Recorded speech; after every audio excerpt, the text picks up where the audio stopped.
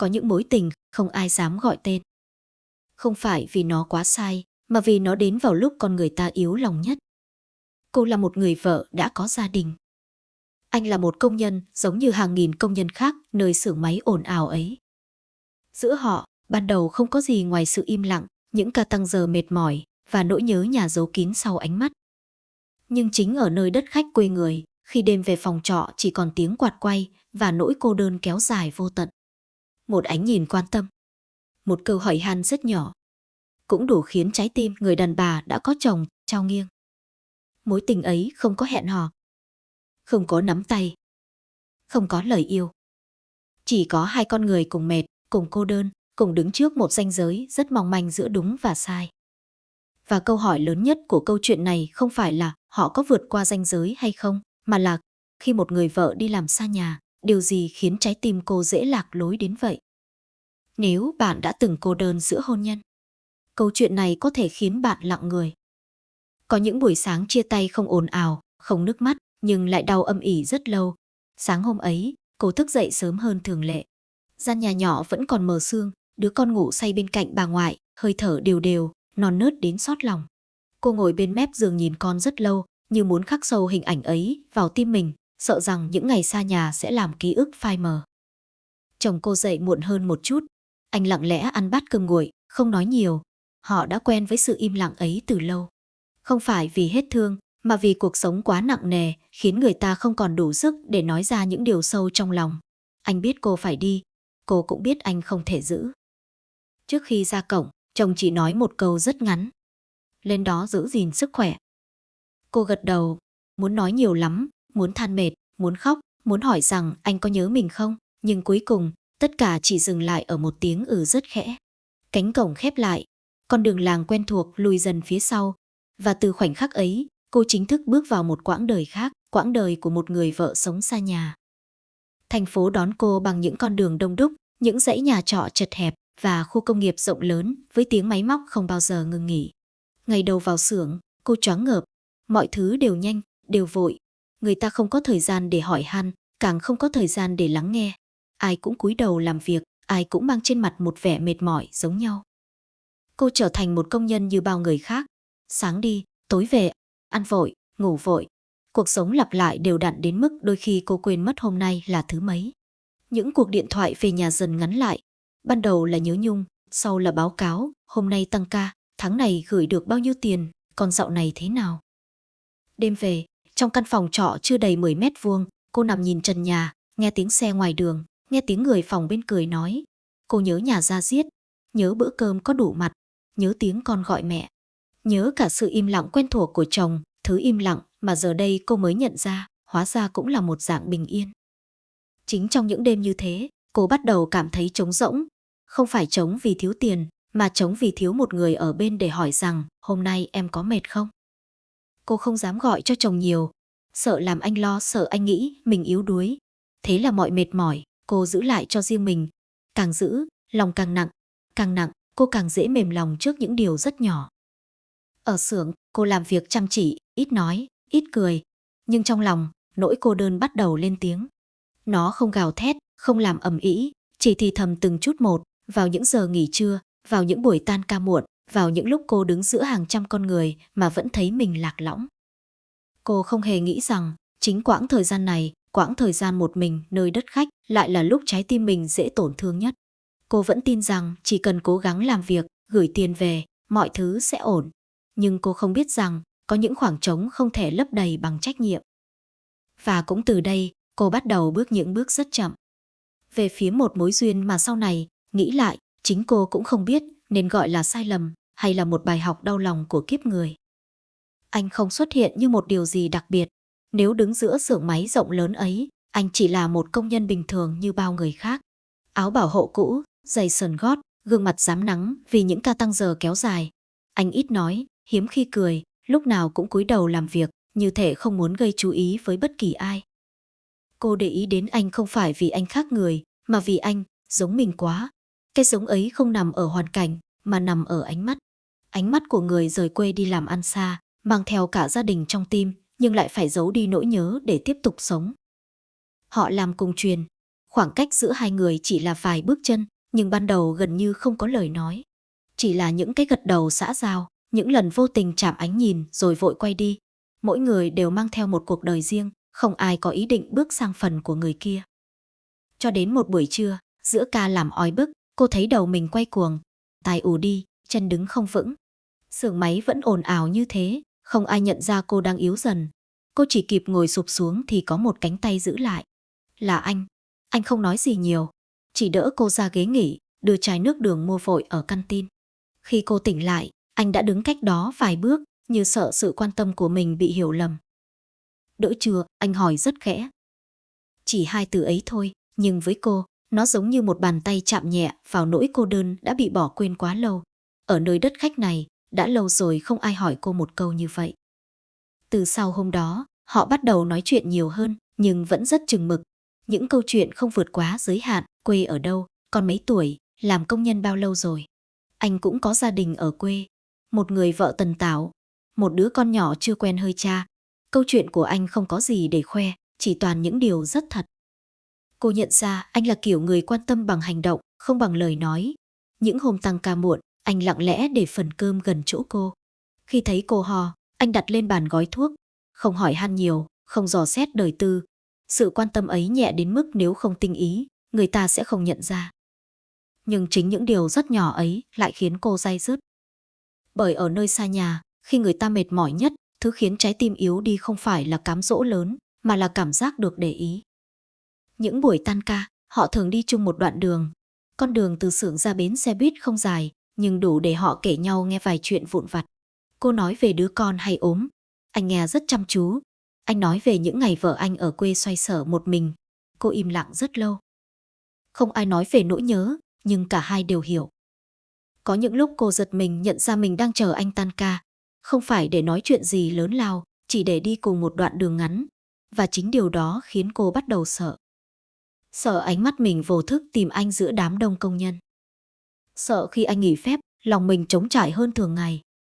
Sợ những cảm xúc không nên có đang nảy mầm trong tim. Anh cũng nhận ra sự thay đổi ấy. Một buổi tối, khi khu trọ mất điện, họ ngồi ở hành lang, gió thổi nhẹ, tiếng người nói chuyện vang xa. Anh nhìn cô rất lâu rồi nói. Ở đây, ai cũng cô đơn. Cô không đáp, nhưng trong lòng, câu nói ấy vang lên như một lời thừa nhận. Không phải thừa nhận tình cảm, mà thừa nhận rằng cả hai đang đứng rất gần một ranh giới mong manh. Từ hôm đó, anh giữ khoảng cách hơn, ít nói chuyện riêng, ít đi cùng cô. Nhưng mỗi khi cô mệt, anh vẫn là người đầu tiên để ý. Sự quan tâm không mất đi, chỉ được giấu sâu hơn. Và chính sự kìm nén ấy khiến mối quan hệ này trở nên khó gọi tên hơn bao giờ hết. Cô hiểu, nếu anh là người tán tỉnh, có lẽ cô đã dễ dàng quay lưng. Nhưng anh không làm gì sai. Anh chỉ là một người đàn ông tử tế, quan tâm đúng lúc, đúng cách và vô tình chạm vào phần yếu nhất trong lòng một người vợ đi làm xa nhà. Có những mối quan hệ không cần lời hứa, không cần danh phận, nhưng vẫn lớn dần theo từng ngày, âm thầm và khó kiểm soát. Mối quan hệ giữa cô và anh bắt đầu như thế, không ai gọi tên, nhưng ai cũng cảm nhận được sự thay đổi trong lòng mình.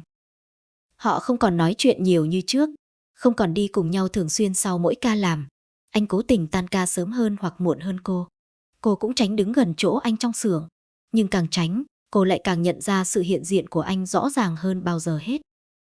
Có những ngày cả hai làm chung một ca, nhưng không nói với nhau câu nào. Vậy mà chỉ cần thấy anh vẫn khỏe, vẫn cúi đầu làm việc, lòng cô đã nhẹ đi một chút. Cô bắt đầu hiểu ra một điều rất đáng sợ, có những người, chỉ cần tồn tại thôi, cũng đủ khiến ta yên tâm. Những buổi trưa nghỉ giải lao, cô ngồi một mình, ăn vội hộp cơm nguội. Ánh mắt vô thức nhìn về phía quen thuộc, nơi anh thường ngồi. Khi không thấy anh, lòng cô trống rỗng lạ thường. Đến lúc đó, cô mới giật mình nhận ra mình đang mong chờ điều gì đó không nên mong. Cô tự trách mình rất nhiều, trách bản thân đã có chồng có con, vậy mà lại để cảm xúc đi quá xa. Nhưng càng trách, cô càng mệt, bởi cảm xúc không phải thứ có thể ra lệnh là dừng lại ngay. Anh cũng không khá hơn. Anh bắt đầu làm việc nhiều hơn, nhận thêm ca, về phòng trọ muộn. Có lẽ anh nghĩ rằng chỉ cần bận rộn, lòng mình sẽ yên. Nhưng những lúc mệt nhất, hình ảnh cô lại hiện lên rất rõ. Một nụ cười rất nhẹ, một ánh mắt buồn nhưng cố tỏ ra mạnh mẽ. Một buổi tối, khu trọ mất điện, cả dãy phòng chìm trong bóng tối và tiếng người xôn xao. Cô bước ra hành lang cho đỡ ngột ngạt. Anh cũng đứng đó, tựa vào lan can, im lặng. Không ai hẹn ai, nhưng cả hai đều biết sự gặp gỡ này không hoàn toàn là ngẫu nhiên. Họ ngồi cách nhau một khoảng vừa đủ, không quá gần, cũng không quá xa.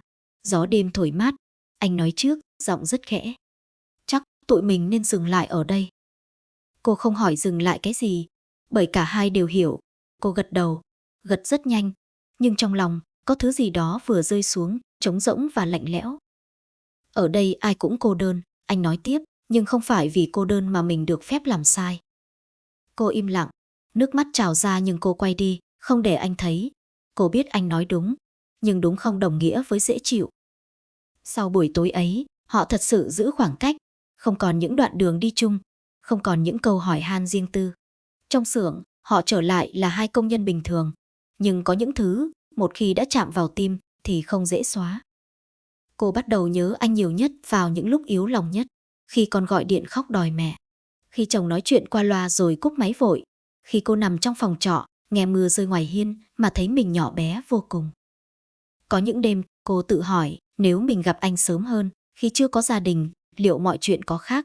Nhưng câu hỏi ấy vừa xuất hiện đã bị chính cô dập tắt. Cuộc đời không có chữ nếu, và càng không cho phép người ta sống bằng giả định. Anh cũng có những đêm không ngủ. Anh nghĩ về vợ mình ở quê, về đứa con nhỏ. Nghĩ về cô, người đàn bà không đòi hỏi, không níu kéo, nhưng lại khiến lòng anh xao động. Anh hiểu rằng nếu tiến thêm một bước, cả hai đều sẽ mất nhiều hơn được. Chính vì hiểu điều đó, anh chọn cách lùi lại. Lùi lại không phải vì hết quan tâm, mà vì còn đủ tỉnh táo để không làm tổn thương thêm nhiều người. Mối quan hệ của họ từ đó rơi vào một khoảng lặng rất dài, không tiến, không lùi, chỉ tồn tại như một vết xước nhỏ trong tim, không chảy máu, nhưng mỗi lần chạm vào đều nhói lên. Và trong khoảng lặng ấy, cả cô và anh đều hiểu ra một điều đau đớn. Có những mối duyên đến để thử thách lòng người, không phải để đi cùng nhau đến cuối con đường. Có những điểm dừng không đến từ một quyết định rõ ràng, mà đến từ một biến cố đủ lớn để người ta tỉnh ra. Với cô, điểm dừng ấy đến vào một buổi chiều rất bình thường, giữa ca làm tưởng chừng như sẽ trôi qua giống mọi ngày khác. Điện thoại rung trong túi áo bảo hộ, một cuộc gọi từ quê. Cô định tan ca mới nghe, nhưng linh cảm khiến cô bắt máy ngay. Giọng bà ngoại ở đầu dây bên kia run rẩy, đứt quãng. Con cô phải nhập viện, sốt cao, khóc nhiều, hỏi mẹ không ngừng. Cô đứng chết lặng giữa xưởng, mọi âm thanh xung quanh bỗng trở nên xa lạ. Tay cô run đến mức không giữ nổi chiếc điện thoại. Trong khoảnh khắc ấy, tất cả những mệt mỏi, những cảm xúc rối ren, những rung động thầm kín đều bị đẩy lùi lại phía sau. Trong lòng cô chỉ còn một nỗi hoảng loạn duy nhất, mình đang ở quá xa con. Cô ngồi sụp xuống bậc thềm trước cổng xưởng, nước mắt rơi không kìm được. Là anh chạy đến đầu tiên. Không hỏi nhiều, không cần biết lý do chi tiết. Chỉ nhìn khuôn mặt tái nhợt của cô, anh hiểu rằng đã có chuyện rất nghiêm trọng. Anh giúp cô xin nghỉ gấp, giúp cô hỏi vay tiền, giúp cô mua vé xe chuyến sớm nhất. Mọi việc diễn ra nhanh đến mức cô không kịp suy nghĩ. Trong lúc rối loạn nhất, cô để anh lo liệu tất cả, như một thói quen đã hình thành từ những lần anh lặng lẽ quan tâm trước đó. Trên đường ra bến xe, cô gần như không nói được câu nào. Nước mắt cứ thế rơi. Anh đi bên cạnh, giữ một khoảng cách rất chừng mực, không nắm tay, không chạm vào vai, chỉ đi cùng, đủ gần để cô không cảm thấy đơn độc. Khi chiếc xe chuẩn bị lăn bánh, cô đứng lặng trước cửa xe, nhìn anh. Trong khoảnh khắc ấy, cô bỗng hiểu rất rõ, người đàn ông trước mặt mình là người đã bước rất gần vào trái tim mình, nhưng cũng là người sẽ không bao giờ bước xa hơn nữa. Cô bật khóc, khóc như chưa từng khóc. Không phải khóc vì con thôi, mà còn khóc cho chính mình, cho những cảm xúc đã đi lạc, cho một mối tình chưa kịp gọi tên đã phải dừng lại. Anh nhìn cô rất lâu rồi nói, giọng nhỏ đến mức chỉ mình cô nghe thấy. Về với con đi ở đây, để tôi lo. Không có lời hứa, không có hẹn, ngày gặp lại. Chỉ có một câu nói giản dị, nhưng đủ để đặt dấu chấm hết cho tất cả những gì đang lơ lửng giữa họ. Chuyến xe rời bến.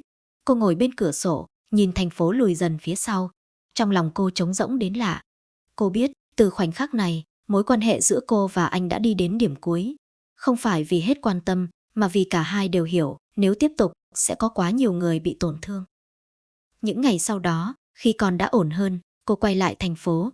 Nhưng cô không trở về xưởng cũ. Cô xin chuyển sang bộ phận khác, làm ca khác.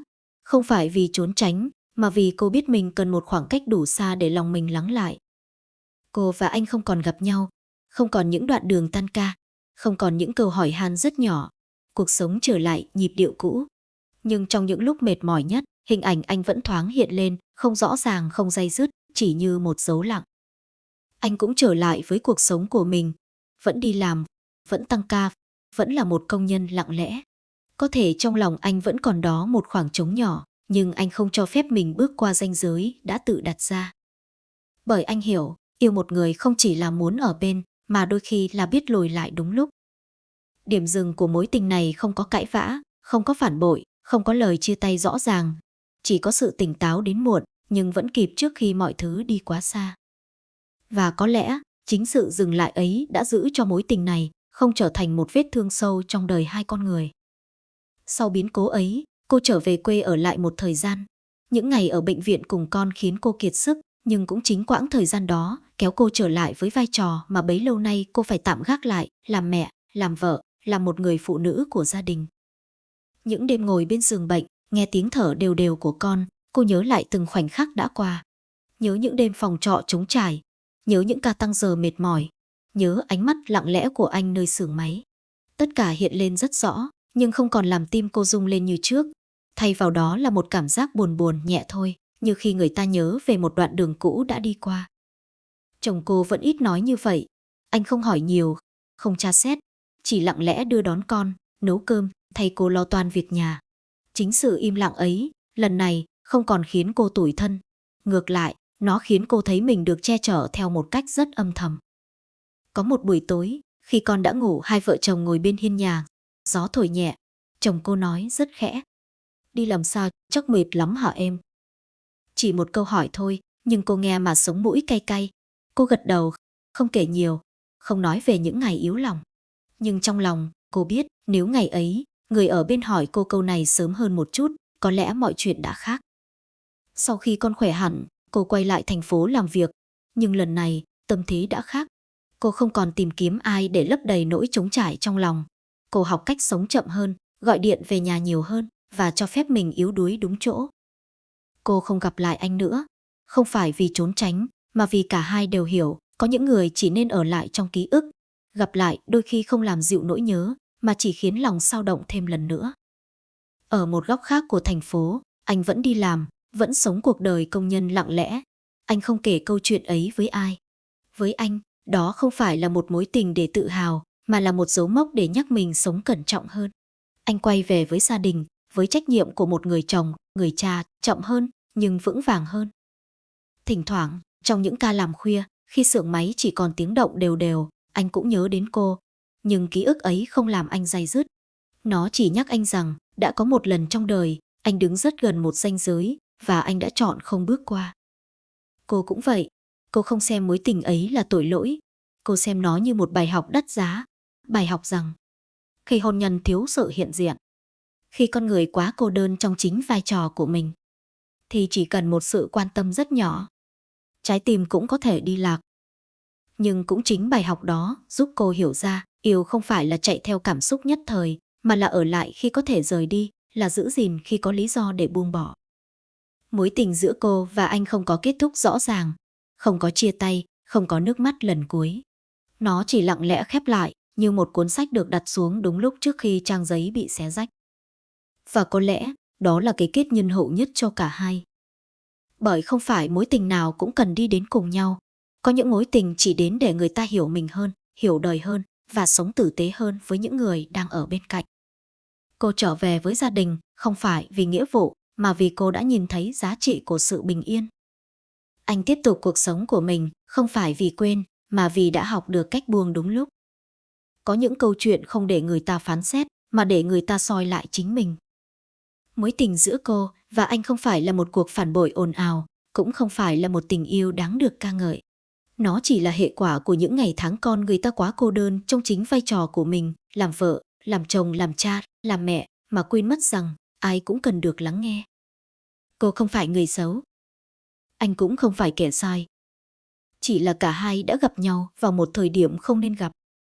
Điều đáng quý nhất của câu chuyện này không nằm ở rung động, mà nằm ở chỗ họ đã dừng lại trước khi mọi thứ trở thành vết thương. Dừng lại để không làm đau con trẻ. Dừng lại để không phá vỡ một gia đình. dừng lại để giữ lại phần người tử tế nhất trong chính mình. Bởi có những mối tình, nếu đi tiếp sẽ là sai. Nhưng nếu biết dừng, lại trở thành một bài học rất sâu của cuộc đời. Và nếu bạn đang nghe câu chuyện này đến tận giây phút cuối cùng, có lẽ trong lòng bạn cũng từng có một khoảng lặng giống như cô, giống như anh. Một khoảnh khắc mà chỉ cần một chút quan tâm thôi, trái tim đã muốn đi lạc. Hãy nhớ lấy một điều này. Không phải vì yêu mà người ta đánh mất gia đình. Mà vì cô đơn quá lâu nên người ta mới lầm tưởng rằng đó là yêu. Gia đình không sợ sóng gió lớn. Gia đình chỉ sợ những khoảng lặng không ai chịu lấp đầy. Và câu chốt cuối cùng của câu chuyện này là: nếu một ngày bạn cảm thấy trái tim mình trao nghiêng trước một người không nên yêu, đừng vội trách bản thân. Hãy quay về nhìn lại xem, có phải gia đình bạn đang cần bạn hiện diện nhiều hơn hay không? Bởi đôi khi chỉ cần ở lại đúng chỗ là đã yêu rất đúng rồi.